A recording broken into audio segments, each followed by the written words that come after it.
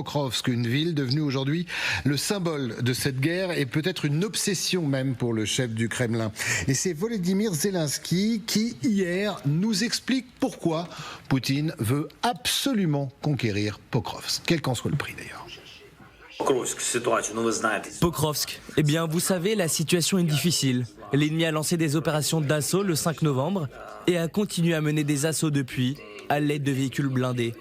Ils ont perdu du matériel, mais l'objectif numéro 1 de l'ennemi est d'occuper Pokrovsk le plus rapidement possible. Cet objectif reste inchangé. Le nombre d'attaques en témoigne, 220 attaques ont été menées contre Pokrovsk en 3 jours. Dans la ville même, selon nos données et selon l'armée, il y a 314 Russes. Quant à la formation à la périphérie qui avance dans cette direction, vous savez qu'elle est importante. On l'écoutera, le président ukrainien Michel Zelensky qui indique dans ce même point presse que Poutine veut impressionner Donald Trump en ayant une grande victoire et que cette grande victoire, ce serait Pokrovsk. Je ne pense pas que ça va impressionner Donald Trump. Je pense que Donald Trump, il se laissera impressionner par d'autres choses que par la prise de Pokrovsk.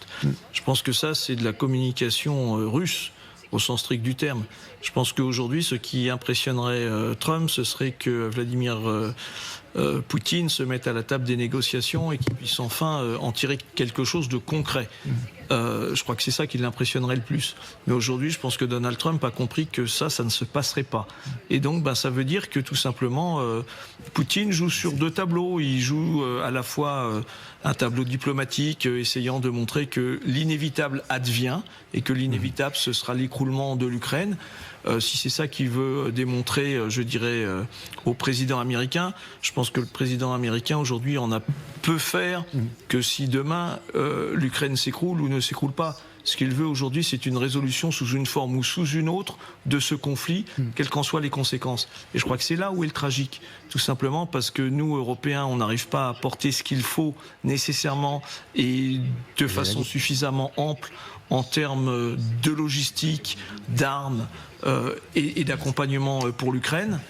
Et que de l'autre côté, les Américains font le minimum nécessaire pour qu'aujourd'hui, on ne puisse pas leur reprocher d'avoir désarmé complètement l'Ukraine. Mais pourquoi il dit ça alors, le président Zelensky? Pourquoi c'est une façon aussi de rabaisser Vladimir Poutine, de dire qu'il veut Pokrovsk avant tout pour bomber le torse, pour avoir une victoire?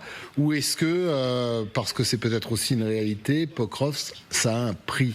On parlera de ce prix d'ailleurs avec Gwendoline de Bono, parce qu'il y a eu des défaites parfois ukrainiennes qui ont eu un prix terrible. Qui veut répondre?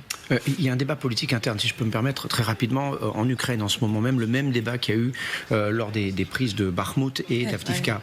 Un vrai débat politique mené par les militaires sur le terrain, qui disent attention à la stratégie qu'on emploie maintenant, on ne va pas refaire la même erreur qu'à Bakhmout et qu'à Avdiivka, on ne va pas sacrifier des dizaines de soldats. Ce qu'il faut bien comprendre, c'est que vous avez entre 100 et 170 000 soldats russes autour de Pokrovsk aujourd'hui. Moi, j'y étais il y a encore 11 mois à Pokrovsk. On a réussi à rentrer dans la ville, dans les quartiers nord, mais les quartiers sud étaient déjà sous le feu russe. C'était plus possible. Ça fait 11 mois. Aujourd'hui, très franchement, la ville, elle est quasiment perdue. Sauf que les soldats ukrainiens qui sont à l'intérieur de Pokrovsk aujourd'hui, ce sont des unités d'élite. Si l'Ukraine perd ces hommes-là, c'est un énorme problème au-delà de la ville, parce que la ville, vous voyez très bien qu'elle est déjà quasiment perdue. Et la deuxième petite chose très importante à noter, c'est que au-delà de Pokrovsk, il y a 2 autres villes, Kupiansk et Konstantinivka, qui sont quasiment dans la même situation.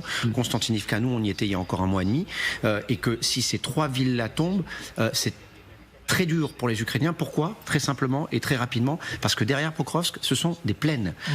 Il y a des tranchées qui commençaient à être construites il y a un peu moins d'1 an, mais je peux vous dire que les défenses ukrainiennes à ce moment, à cet endroit-là, ne sont pas aussi fortes que de l'autre côté, et ça évidemment les Russes le savent. Oui.